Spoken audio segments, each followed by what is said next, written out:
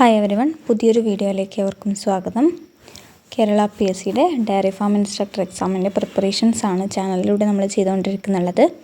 അപ്പോൾ ഇതിന് മുന്നത്തെ വീഡിയോസ് ആരെങ്കിലും കാണാത്തവരുണ്ടെങ്കിൽ ഡയറി ഫാം ഇൻസ്ട്രക്ടർ എന്ന പ്ലേലിസ്റ്റിലൂടെ നിങ്ങൾക്ക് എല്ലാ വീഡിയോസും ഒറ്റയടിക്ക് കിട്ടാവുന്നതാണ്. പിന്നെ ചാനൽ ആരെങ്കിലും സബ്സ്ക്രൈബ് ചെയ്യാനുണ്ടെങ്കിൽ ദയവായി സബ്സ്ക്രൈബ് ചെയ്യുക. അപ്പോൾ നമ്മൾ കഴിഞ്ഞ ക്ലാസ്സുകളിലായിട്ട് ബേസിക്സ് ഓഫ് ഡയറി സയൻസിൻ്റെ ഒരു 3-4 വീഡിയോസ്, അതുപോലെ തന്നെ കെമിസ്ട്രി സൊല്യൂഷൻസ് എന്ന് പറയുന്ന ചാപ്റ്റർ കംപ്ലീറ്റ് ചെയ്തു. അതിനുശേഷം ബയോമോളിക്യൂൾസ് എന്ന് പറയുന്ന ചാപ്റ്റർ സ്റ്റാർട്ട് ചെയ്തു. അതിനകത്ത് തന്നെ നമ്മൾ ചില topics like carbohydrates, proteins, enzymes, vitamin എന്നീ പറയുന്ന ടോപ്പിക്സ് നമ്മൾ കംപ്ലീറ്റ് ചെയ്തു. ഇനി ബാക്കിയുള്ളത് ന്യൂക്ലിക് ആസിഡ്സും അതുപോലെ തന്നെ ഹോർമോൺസ് എന്ന് പറയുന്നൊരു കുഞ്ഞു ടോപ്പിക്കാണ്. അത് നമ്മൾ ഇന്ന് ഈ വീഡിയോയിലൂടെ കംപ്ലീറ്റ് ചെയ്യും. അപ്പോൾ ബയോമോളിക്യൂൾസ് എന്ന് പറയുന്ന ചാപ്റ്ററിൽ എന്താണ് ഹോർമോൺസും അതുപോലെ തന്നെ ന്യൂക്ലിക് ആസിഡ്സും. അപ്പോൾ ഈ 2 ടോപ്പിക്സ് നമ്മൾ ഇന്ന് ഈ വീഡിയോയിലൂടെ കവർ ചെയ്യും. അതോടുകൂടി ഈ പാഠം തീരുന്നതായിരിക്കും. അപ്പോൾ അതിനിടയിൽ നിങ്ങൾ റിവിഷൻ കൂടി ചെയ്യാൻ ശ്രമിക്കുക കേട്ടോ. അപ്പോൾ ന്യൂക്ലിക് ആസിഡ്സിലോട്ട് പോകാം. ന്യൂക്ലിക് ആസിഡ്സ് എന്ന് കേട്ടിട്ടുണ്ടോ? ഏതാണ് നമ്മുടെ ബോഡിയിലുള്ള മെയിൻ ന്യൂക്ലിക് ആസിഡ് എന്ന് പറയുന്നത്? മെയിനായിട്ട് നമ്മുടെ ബോഡിയിലുള്ളത് DNA-യും അതുപോലെ തന്നെ RNA-യും. RNA എന്ന് വെച്ചാൽ റൈബോ nucleic acid, DNA deoxy റൈബോ nucleic acid. ആ രണ്ടിൻ്റെയും ഫുൾ ഫോം ഒന്ന് ജസ്റ്റ് നോക്കി വെച്ചാൽ എല്ലാവർക്കും അറിയുന്നതായിരിക്കും എന്നാലും പറഞ്ഞേ ഉള്ളൂ. റൈബോ ന്യൂക്ലിക് ആസിഡ്സും ഡിയോക്സി റൈബോ ന്യൂക്ലിക് ആസിഡ്സും. ഇവയുടെ പ്രാധാന്യം എന്താണ്? നമ്മുടെ ഈ ഹെറിഡിറ്ററിക്കൊക്കെ റെസ്പോൺസിബിൾ ആയിട്ടുള്ള ഫാക്ടേഴ്സാണ് ഈ ന്യൂക്ലിക് ആസിഡ്സ്. ഫാക്ടേഴ്സ് അല്ല, ബയോമോളിക്യൂൾസ്. നമ്മൾ ചില കാര്യങ്ങൾ ഇങ്ങനെ പറയാറില്ലേ, അത് പാരമ്പര്യമായി കിട്ടിയതാണ്, അവരുടെ ഫാമിലിയിൽ മൊത്തം ആൾക്കാരിങ്ങനെ നല്ല മെലിഞ്ഞവരാണ്, അല്ലെങ്കിൽ നല്ല തടിച്ചവരാണ്, അല്ലെങ്കിൽ നല്ല ഹൈറ്റുള്ളവരാണ്, ഹൈറ്റ് കുറഞ്ഞവരാണ്, പിന്നെ അകാല നര അത് അവർക്ക് പാരമ്പര്യമായുള്ളതാണ്, പിന്നെ ആ കുട്ടിക്ക് നല്ല മുടിയുണ്ട്, അത് പാരമ്പര്യമായുള്ളതാണ്, അവർക്ക് കഷണ്ടിയുണ്ട്, അതും പാരമ്പര്യമായുള്ളതാണ്. അങ്ങനെ ചില കാര്യങ്ങൾ നമ്മളിങ്ങനെ പാരമ്പര്യമായി കിട്ടിയെന്ന് പറയും. ഈ പാരമ്പര്യം എന്ന് പറയുന്ന ഈ സാധനം ഉണ്ടല്ലോ, അതായത് ഈ ഹെറിഡിറ്ററി, അതിന് കാരണമാവുന്നത് നമ്മുടെ ട്രാൻസ്മിഷനാണ്. ചില ക്യാരക്ടേഴ്സ് ഒരു ജനറേഷനിൽ നിന്ന് മറ്റൊരു ജനറേഷനിലേക്ക് ട്രാൻസ്മിറ്റ് ചെയ്യും. അപ്പോൾ അതിന് റെസ്പോൺസിബിൾ ആയിട്ടുള്ള ഫാക്ടേഴ്സാണ് ഈ ന്യൂക്ലിക് ആസിഡ്സ് എന്ന് പറയുന്നത്. നമ്മുടെ RNA ആയാലും DNA ആയാലും ഇവർ കാണപ്പെടുന്നത് നമ്മുടെ സെൽസിനകത്തുള്ള ന്യൂക്ലിയസിനകത്തുള്ള ക്രോമസോംസിലാണ് ന്യൂക്ലിക് ആസിഡ്സ് കാണപ്പെടുന്നുള്ളത്. ഈ ന്യൂക്ലിക് ആസിഡ്സ് ഉണ്ടാക്കിയിട്ടുള്ളത് ന്യൂക്ലിയോടൈഡ്സ് കൊണ്ടാണ്. അതായത് നമ്മൾ കഴിഞ്ഞ ക്ലാസ്സിലൊക്കെ പഠിച്ചു, പോളിമേഴ്സ് മോണോമേഴ്സ് എന്നുള്ള കൺസെപ്റ്റ് മനസ്സിലായിരുന്നില്ലേ? അതായത് നമ്മുടെ പ്രോട്ടീൻസിൻ്റെ മോണോമർ എന്ന് പറയുന്നത് എന്താണ്? അമിനോ ആസിഡ്സ് ആണ്. അതുപോലെ തന്നെ ന്യൂക്ലിക് ആസിഡ്സിൻ്റെ മോണോമർ എന്ന് പറഞ്ഞാൽ ന്യൂക്ലിയോടൈഡാണ്. അതായത് അനേകം ന്യൂക്ലിയോടൈഡ്സ് ഒരുമിച്ച് കൂടിയിട്ടാണ് ഒരു ന്യൂക്ലിക് ആസിഡ് ഉണ്ടാകുന്നത്. അതുകൊണ്ട് തന്നെ നമുക്ക് പല ന്യൂക്ലിയോടൈഡ്സ് കൂടി എന്ന് പറയുമ്പോൾ അതിനർത്ഥം എന്താണ്? Poly nucleotide. ന്യൂക്ലിക് ആസിഡിനെ നമുക്ക് എന്ത് പറയാം? പോളി ന്യൂക്ലിയോടൈഡ് എന്ന് കൂടി പറയാവുന്നതാണ്. ഈ ന്യൂക്ലിക് ആസിഡിൻ്റെ സ്ട്രക്ചർ കണ്ടുപിടിച്ചത് ജെയിംസ് ഡ്യൂവി വാട്സൺ എന്ന് പറയുന്ന ഒരു സയൻറ്റിസ്റ്റാണ്. അപ്പോൾ അദ്ദേഹത്തെക്കുറിച്ചാണ് ഇതിനകത്ത് പറഞ്ഞിട്ടുള്ളത്. ഇത് വായിച്ച് നോക്കണം. ഇതിനകത്ത് ഇമ്പോർട്ടൻറ്റ് പോയിൻറ്റ്സ് ഉണ്ട്, നമുക്ക് വായിക്കാം. Born in Chicago, Illinois in 1928, Dr. Watson received his PhD from Indiana University in zoology. അതൊന്നും അത്ര ഇമ്പോർട്ടൻ്റ് അല്ല. ഇനി നോക്കിയേ, he is best known for his discovery of the structure of DNA. He is best known for his discovery of structure of DNAയുടെ structure കണ്ടുപിടിച്ചത് ഇദ്ദേഹമാണ്. For which he shared with Francis Crick and Maurice Wilkins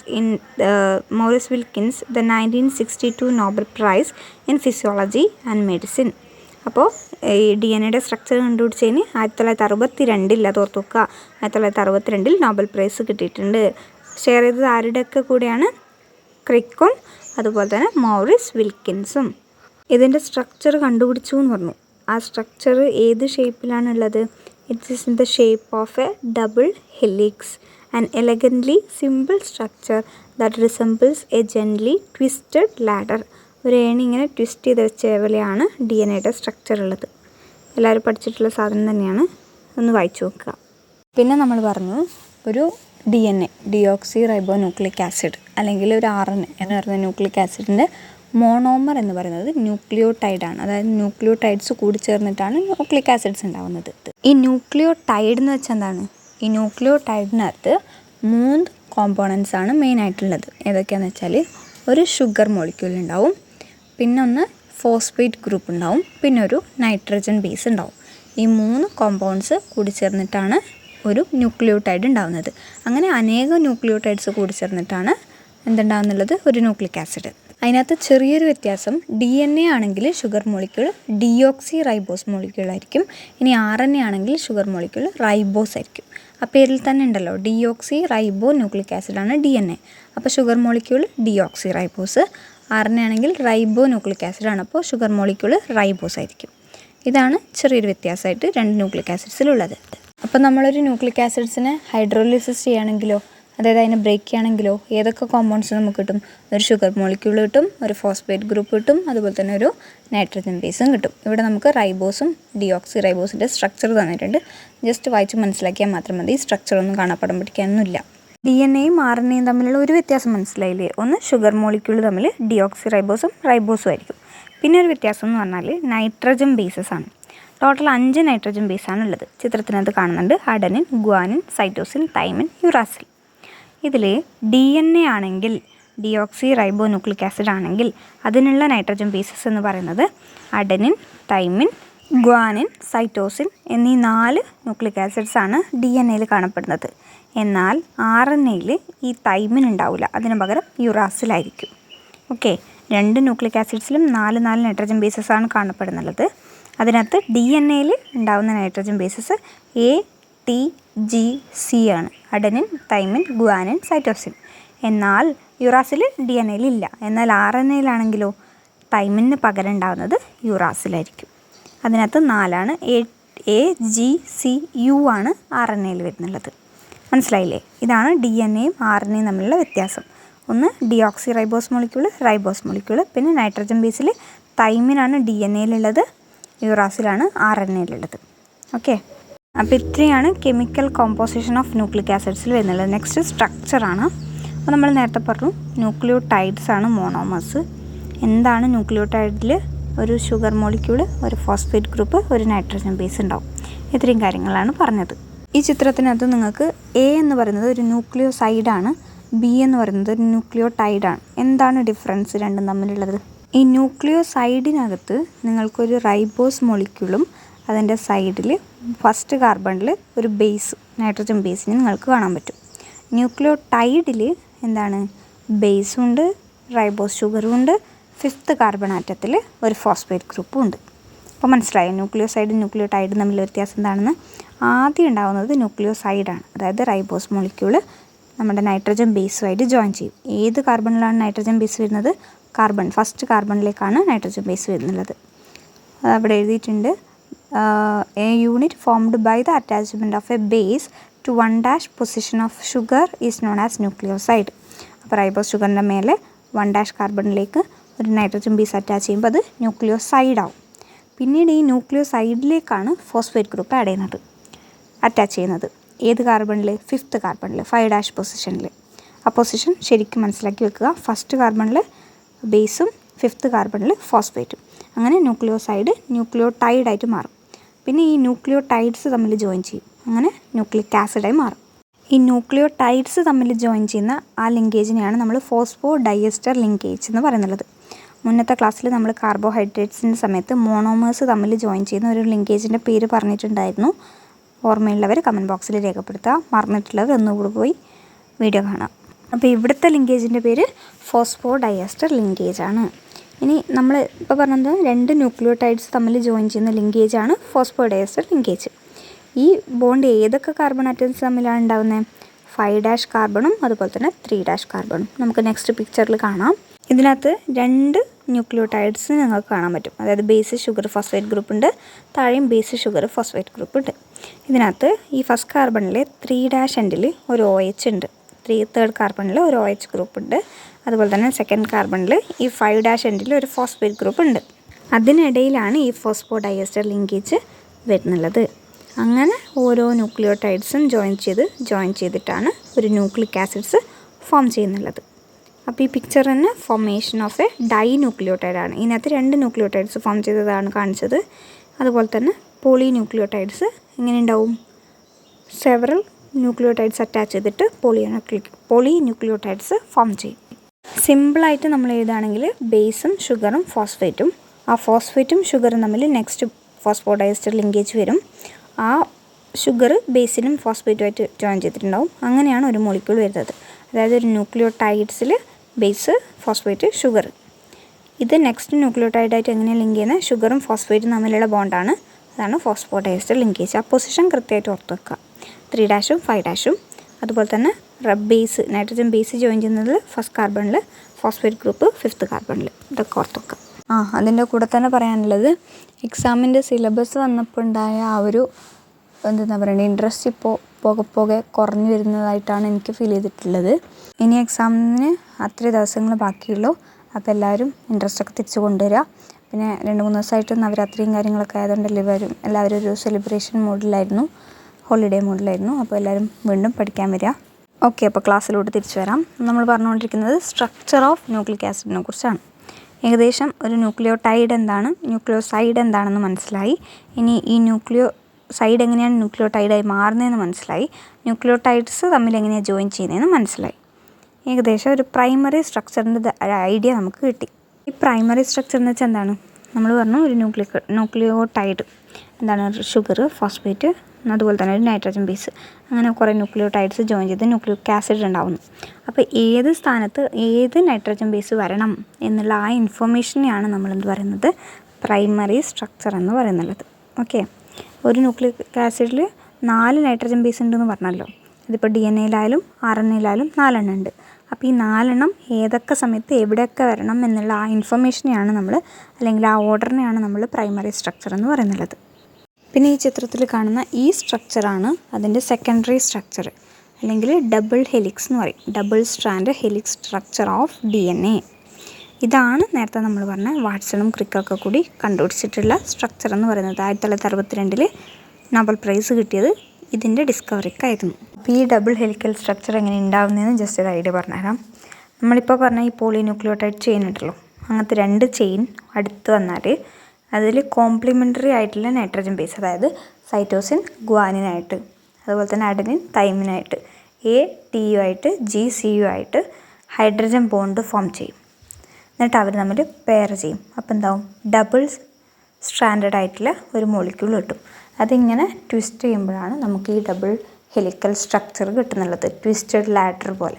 ആ complimentary base pairs ഏതൊക്കെയാണെന്ന് ഓർത്ത് വെക്കുക. ATU ആയിട്ടാണ്. Adenine തൈമിനുമായിട്ട് bond ചെയ്യുമ്പോൾ double ബോണ്ടാണ് form ചെയ്യുന്നുള്ളത്. അതുപോലെ തന്നെ GC തമ്മിലുള്ള ബോണ്ട് വരുമ്പോൾ ട്രിപ്പിൾ ബോണ്ടാണ് ഫോം ചെയ്യുന്നുള്ളത്. അതുകൂടി ഓർത്ത് വെക്കുക. പിന്നെ ഈ നൈട്രജൻ ബേസസ് ഉണ്ടല്ലോ, അഡനിനും ഗ്വാനിനും പ്യൂരിൻസാണ്. അതുപോലെ തന്നെ തൈമിനും സൈറ്റോസിനും പിരമിഡിൻസാണ്. ഓക്കെ, പിരമിഡിൻസ് വെച്ചിട്ടുണ്ടെങ്കിൽ തൈമിനും സൈറ്റോസിനും, അതുപോലെ തന്നെ അഡനിനും ഗ്വാനിനും പ്യൂരിൻസാണ്. അതുകൂടി ഒന്ന് ഓർത്ത് വെക്കാം. പിന്നെ ഒരു DNA മോളിക്യൂളിൽ എപ്പോഴും പ്യൂരിൻ്റെയും പിരമിഡിൻ്റെയും റേഷ്യോ 1:1 ആയിരിക്കും. അതായത് പ്യൂരിൻസ് പെയർ ചെയ്യുന്നത് പിരമിഡിനായിട്ടാണ്.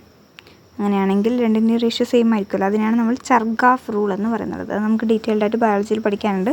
ഇപ്പോൾ ഓർമ്മ വന്നപ്പോൾ ജസ്റ്റ് പറഞ്ഞേ ഉള്ളൂ.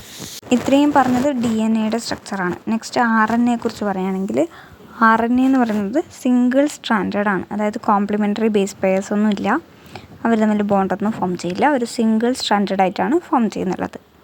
ഓക്കെ, അപ്പോൾ DNA-യും RNA-യും തമ്മിലുള്ള മൂന്നാമത്തെ ഡിഫറൻസാണ് നമ്മളിപ്പോൾ പഠിച്ചത്. ആദ്യത്തേത് എന്തായിരുന്നു? ഡിയോക്സി റൈബോസ് ഷുഗറും റൈബോസ് ഷുഗറും. സെക്കൻഡ് നൈട്രജൻ ബേസസിലുള്ള ഡിഫറൻസ്. തൈമിൻ DNA-യിലും യുറാസിൽ RNA-യിലും മാത്രം പ്രസൻ്റ് ആയിരിക്കും. മൂന്നാമത്തെ ഡിഫറൻസാണ് ഇപ്പോൾ പറഞ്ഞത്. എന്ത്?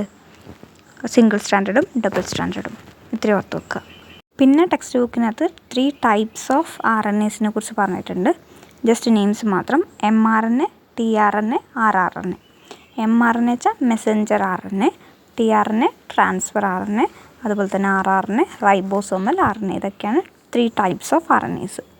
അപ്പോൾ ന്യൂക്ലിക് ആസിഡ്സ് എന്ന് പറയുന്ന ടോപ്പിക്ക് ഓൾമോസ്റ്റ് കഴിഞ്ഞു. ഇനി ഒരു കുഞ്ഞു ടോപ്പിക്കാണ് DNA ഫിംഗർ പ്രിൻറ്റിങ്. അപ്പോൾ ഫിംഗർ പ്രിൻറ്റ് നമുക്കറിയാമല്ലോ അല്ലേ? എല്ലാവർക്കും അവരുടേതായ ഫിംഗർ പ്രിൻ്റാണ്. അത് യുണീക്കാണ്. വേറെ ആർക്കും നമ്മുടെ പോലത്തെ ഫിംഗർ പ്രിൻ്റ് ഉണ്ടാവില്ല. ഇത് ജസ്റ്റ് ഒന്ന് വായിച്ചു വിട്ടാൽ മതി. പിന്നെന്താ പറയുന്നത്? ഈ ഫിംഗർ പ്രിൻ്റ് എന്ന് പറയുന്നത് എവിടെയാണ് കാണപ്പെടുന്നത്? At the tips of the fingers and have been used for the identification for a long time but these can be altered by surgery പ്രകാരം നമുക്ക് നമ്മുടെ ഫിംഗർ പ്രിൻ്റ് മാറ്റാൻ പറ്റുന്നതാണ്. പിന്നെ ഇതിൻ്റെ യൂസസ് ആണ് കൊടുത്തിട്ടുള്ളത്. എന്താണ്? In forensic laboratories four identification of criminals. ചില ക്രൈം നടന്ന സ്ഥലത്തെല്ലാം നമ്മൾ ഫിംഗർ പ്രിൻ്റ് കളക്ട് ചെയ്തിട്ട് ആ ക്രിമിനൽസിനെ കണ്ടുപിടിക്കാൻ വേണ്ടി ഈ ഫിംഗർ പ്രിൻ്റ് യൂസ് ചെയ്യാറുണ്ട്. പിന്നെ determine the paternity of an individual, അതായത് മാതാപിതാക്കളെ കണ്ടുപിടിക്കാൻ വേണ്ടിയിട്ട് യൂഷ്വലി നമ്മൾ ഫിംഗർ പ്രിൻറ്റ് യൂസ് ചെയ്യാറുണ്ട്. To identify the dead bodies, നമ്മളൊരു ആക്സിഡൻറ്റോ മറ്റോ നടന്ന സ്ഥലത്ത് ഡെഡ് ബോഡി ഐഡൻറ്റിഫൈ ചെയ്യാൻ വേണ്ടിയിട്ടും ഈ ഫിംഗർ പ്രിൻറ്റ് യൂസ് ചെയ്യാറുണ്ട്. അതുപോലെ തന്നെ to identify racial groups to rewrite biological evolution. ഇത്രയാണ് ഫിംഗർ പ്രിൻറ്റിൻ്റെ യൂസസ് വരുന്നുള്ളത്. ഇതിന് ജസ്റ്റ് ഒന്ന് ഓർത്ത് വെക്കുക. ഇനി ഇൻ കേസ് നമുക്ക് 4 ഓപ്ഷൻസിൽ ഒന്ന് മാത്രം മാറ്റി തന്നിട്ട് which among the following is an application of finger printing അങ്ങനെ നമുക്ക് ചോദിക്കുകയാണെങ്കിൽ നമുക്ക് ആൻസർ ചെയ്യാൻ പറ്റണം. അതിനുവേണ്ടി ഓർത്ത് വെക്കുക. ഇനി ന്യൂക്ലിക് ആസിഡ്സിൻ്റെ ഫങ്ഷൻസ് നോക്കാം. മെയിനായിട്ടുള്ള ഫങ്ഷൻ നമ്മൾ നേരത്തെ പറഞ്ഞു, അതൊരു ഹെറിഡിറ്ററി യൂണിറ്റായിട്ട് ആക്ട് ചെയ്യും. DNA is the chemical basis of heredity and may be regarded as the reserve of genetic information. അതാണ് DNA-യുടെ ഫങ്ഷൻ. അപ്പോൾ RNA-യുടെ ഫങ്ഷൻ എന്തായിരിക്കും? The proteins are synthesized by various RNA molecules in the cell, but the message for the synthesis of a particular protein is present in the DNA. Actually protein സിന്തസിസിന് responsible ആയിട്ടുള്ളത് ഈ RNA ആണ്, പക്ഷേ ആ information അടങ്ങിയിട്ടുള്ളത് DNA-യിലാണ്. അപ്പോൾ nucleic ആസിഡ്സിൻ്റെ function മനസ്സിലായില്ലേ? അപ്പോൾ നമ്മൾ കാർബോഹൈഡ്രേറ്റ് പഠിച്ചു, പ്രോട്ടീൻ പഠിച്ചു, വിറ്റാമിൻസ്, എൻസൈംസ്, അതിനുശേഷം നമ്മൾ ന്യൂക്ലിക് ആസിഡ്സ്. നെക്സ്റ്റ് ഹോർമോൺസിനെ കുറിച്ച് എല്ലാവർക്കും അറിയായിരിക്കും അല്ലേ? അപ്പോൾ നമുക്ക് എക്സാമ്പിൾസ് പറയുകയാണെങ്കിൽ തൈറോയിഡ് ഹോർമോൺസ് ഉണ്ട്, സ്റ്റിറോയിഡ് ഹോർമോൺസ് ഉണ്ട്, പിന്നെ നമ്മുടെ ഈസ്ട്രജൻ, പ്രൊജസ്ട്രോൺ, അതുപോലെ തന്നെ വാസോപ്രസിൻ, ഓക്സിറ്റോസിൻ, അങ്ങനെ ഡിഫറെൻറ്റ് ടൈപ്സ് ഓഫ് ഹോർമോൺസ് നമ്മുടെ ബോഡിയിലുണ്ട്. അപ്പോൾ നമ്മുടെ എൻഡോക്രൈൻ ഗ്ലാൻഡ്സ് ആണ് ഹോർമോൺസ് പ്രൊഡ്യൂസ് ചെയ്യുന്നുള്ളത്. എൻഡോക്രൈൻ ഗ്ലാൻഡ്സ് പ്രൊഡ്യൂസ് ചെയ്തിട്ട് അത് ഡയറക്റ്റ് ബ്ലഡിലേക്ക് ഹോർമോൺസിനെ റിലീസ് ചെയ്യും. ഈ ബ്ലഡിൽ നിന്ന് എവിടെയാണോ അതിൻ്റെ ആക്ഷൻ, ഹോർമോൺസിൻ്റെ ആക്ഷൻ, അവിടെ പോയി അത് ആക്ട് ചെയ്യും. ഈ ഈസ്ട്രജൻ, ആൻഡ്രജൻ പോലുള്ള ഹോർമോൺസിന് നമ്മൾ സ്റ്റിറോയിഡ്സ് എന്ന് പറയും.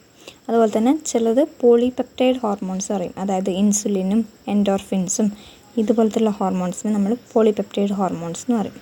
പിന്നെ ചില ഹോർമോൺസിനെ നമ്മൾ അമിനോ ആസിഡ് ഡെറിവേറ്റീവ്സ് എന്ന് പറയും, അതായത് എപ്പിനെഫ്രിൻ, നോറെപ്പിനെഫ്രിൻ, ഇവയാണ് അമിനോ ആസിഡ് ഡെറിവേറ്റീവ്സ് ആയിട്ട് നിന്നുള്ളത്. അപ്പോൾ 3 ടൈപ്സ് പഠിച്ചില്ലേ? സ്റ്റിറോയിഡ് ഹോർമോൺസ്, പോളിപെപ്റ്റൈഡ് ഹോർമോൺസ്, അതുപോലെ തന്നെ അമിനോ ആസിഡ് ഡെറിവേറ്റീവ്സ്. അതിൻ്റെ എക്സാമ്പിൾസ് കൃത്യമായി പഠിച്ചേക്കാം. പിന്നെ ഹോർമോൺസിൻ്റെ ഫങ്ഷൻസ് പറയുകയാണെങ്കിൽ they helps to maintain the balance of biological activities in the body. ഈ ഹോർമോണിൻ്റെ അളവ് നമ്മുടെ ബോഡിയിൽ കൂടിയാലും പ്രശ്നമാണ്, കുറഞ്ഞാലും പ്രശ്നമാണ്. ഇപ്പോൾ നമ്മൾ ചില അസുഖങ്ങൾ വന്നിട്ട് നമ്മൾ ഹോസ്പിറ്റലിൽ പോയാൽ അവർ പറയും തൈറോയിഡ് ടെസ്റ്റ് ചെയ്യണമെന്ന്. തൈറോയിഡ് കൂടിപ്പോയാലും കുഴപ്പമാണ്, കുറഞ്ഞു പോയാലും കുഴപ്പമാണ്. ഹൈപ്പോ തൈറോയിഡിസം, ഹൈപ്പർ തൈറോയിഡിസം, അങ്ങനെ അസുഖങ്ങളുണ്ട്, ഡിഫറെൻറ്റ് ടൈപ്സ് ഓഫ്. ഓക്കെ, അത് ഓരോ ഹോർമോണിന് ഓരോ ഫങ്ഷൻസ് ഉണ്ട്. അപ്പോൾ അതിന് കൃത്യമായ ക്വാണ്ടിറ്റിയിൽ മാത്രമേ നമ്മുടെ ബോഡിക്ക് ആവശ്യമുള്ളൂ. അപ്പോൾ അതിൽ കൂടിയാലും കുറഞ്ഞാലും ഈ ബയോളജിക്കൽ ബാലൻസിനെ അത് ബാധിക്കും. നമ്മളെ ബ്ലഡിലെ ഗ്ലൂക്കോസ് ലെവൽ മെയിൻറ്റെയിൻ ചെയ്യുന്നത് ഇൻസുലിൻ എന്ന് പറയുന്ന ഹോർമോണും ഗ്ലൂക്കഗോൺ എന്ന് പറയുന്ന ഹോർമോണും ഒന്നിച്ച് ചേർന്നിട്ടാണ്. അതായത് ബ്ലഡ് ഗ്ലൂക്കോസ് ലെവൽ കുറഞ്ഞു പോയാൽ ഗ്ലൂക്കഗോൺ എന്ന് പറയുന്ന ഹോർമോൺ ഗ്ലൂക്കോസ് ലെവൽ കൂട്ടും, ഇൻസുലിൻ ഗ്ലൂക്കോസ് ലെവൽ കുറക്കും. അപ്പോൾ രണ്ടുപേരും ഒരുമിച്ച് ചേർന്നിട്ടാണ് ഗ്ലൂക്കോസ് ലെവൽ റെഗുലേറ്റ് ചെയ്യുന്നുള്ളത്. പിന്നെയുള്ള ഹോർമോണാണ് എപ്പിനെഫ്രിനും അതുപോലെ തന്നെ നോറെപ്പിനെഫ്രിനും. ഈ 2 ഹോർമോൺസാണ് നമുക്ക് എക്സ്റ്റേണൽ സ്റ്റിമുലൈ അതിന് ഹെൽപ്പ് ചെയ്യുന്നുള്ളത്. അതായത് നമ്മൾ ചൂടുവെള്ളത്തിൽ നമ്മൾ അറിയാണ്ട് കൈ തൊട്ടുകയാണ്, നമ്മൾ പെട്ടെന്ന് കൈ തിരിച്ച് വലിക്കൂലേ, ആ സ്റ്റിമുലസ് നമുക്ക് തരുന്നുള്ളത് ഈ 2 ഹോർമോൺസിൻ്റെ ഹെൽപ്പ് പ്രകാരം ഫങ്ഷൻസാണ്. ഹെൽപ്പല്ല, ഫങ്ഷനാണ്. അല്ലെങ്കിൽ നമ്മളിപ്പോൾ നമ്മുടെ കണ്ണിലേക്കൊരു പൊടി വരികയാണ്, നമ്മൾ കണ്ണടക്കൂലേ, അങ്ങനെ ആ ഒരു എന്താ പറയണ്ടേ സഡൻ ആക്ഷൻ ഉണ്ടാകുന്നുണ്ടല്ലോ, അത് ഈ ഹോർമോണിൻ്റെ ആക്ഷനാണ്. അങ്ങനെ നമുക്ക് ഓരോ ഹോർമോൺസിനെ കുറിച്ചും ഡീറ്റെയിൽഡ് ആയിട്ട് പഠിക്കാനുണ്ട്. അത് നമ്മുടെ ബയോളജിയിൽ, ഫിസിയോളജിയിൽ വരുന്ന കുറച്ച് ചാപ്റ്റേഴ്സ് ഉണ്ട്, അതിനകത്ത് നമുക്ക് അത് ഡീറ്റെയിൽഡ് ആയിട്ട് പഠിക്കാം. അപ്പോൾ ഇത്രയാണ് നമ്മുടെ ബയോമോളിക്യൂൾസ് ചാപ്റ്ററിൽ വരുന്നുള്ളത്. കാർബോഹൈഡ്രേറ്റ്സ്, പ്രോട്ടീൻസ്, അതുപോലെ തന്നെ നമ്മളെടുത്ത എൻസൈംസ്, വിറ്റാമിൻസ്, ഇന്നെടുത്ത ന്യൂക്ലിക് ആസിഡ്സ്, ഹോർമോൺസ്. അപ്പോൾ നിങ്ങൾ ഇതിൻ്റെ കൂടെ തന്നെ റിവിഷൻ ചെയ്യണം. പിന്നെ നെക്സ്റ്റ് വീക്കിൽ ഞാൻ വിചാരിക്കുന്നു കുറച്ച് MCQs ഷോർട്സ് ആയിട്ട് അപ്ലോഡ് ചെയ്യാം. നിങ്ങളത് ആൻസർ ചെയ്യാൻ ശ്രമിക്കുക കേട്ടോ. എന്നിട്ട് നിങ്ങൾക്ക് ആൻസർ അറിയാത്ത കാര്യങ്ങളുണ്ടെങ്കിൽ നമുക്ക് വീഡിയോസിൽ ഡിസ്കസ് ചെയ്യാം. അപ്പോൾ ഈ പാഠം കഴിഞ്ഞു. അപ്പോൾ നെക്സ്റ്റ് ഏത് ചാപ്റ്ററാണ് അല്ലെങ്കിൽ ഏത് സബ്ജക്റ്റാണ് നിങ്ങൾക്ക് വേണ്ടതെന്നുള്ളത് കമൻറ്റ് ബോക്സിൽ പറയാം കേട്ടോ. കഴിഞ്ഞ പ്രാവശ്യം കെമിസ്ട്രി എന്ന് പറഞ്ഞുകൊണ്ടാണ് ബയോമോളിക്യൂൾസ് എടുത്തത്. നെക്സ്റ്റ് കെമിസ്ട്രി ആണോ വേണ്ടത്, അതോ ഡയറി സയൻസ് ആണോ, ഫിസിക്സ് ആണോ, മാത്സ് ആണോ, അത് നിങ്ങൾ പറയാം. ഏത് ചാപ്റ്ററാണെന്ന് കൂടി പറയുകയാണെങ്കിൽ നമുക്കതെടുക്കാം. അപ്പോൾ കഴിഞ്ഞ പ്രാവശ്യം ആരോ ഫിസിക്സ് മാത്സ് പറഞ്ഞിട്ടുണ്ടായിരുന്നു, പറ്റുവാണെങ്കിൽ അതെടുക്കാം. അല്ലെങ്കിൽ നിങ്ങൾക്ക് വേറെ ഏതെങ്കിലും വേണമെങ്കിൽ അതുകൂടി ഒന്ന് പറയാം. വീഡിയോ ഇഷ്ടപ്പെടുന്നുണ്ടെങ്കിൽ ലൈക്ക് ചെയ്യുക, ഷെയർ ചെയ്യുക, സബ്സ്ക്രൈബ് ചെയ്യുക. Thank you. അടുത്തൊരു വീഡിയോ ആയിട്ട് നമുക്ക് വീണ്ടും കാണാം. ബൈ.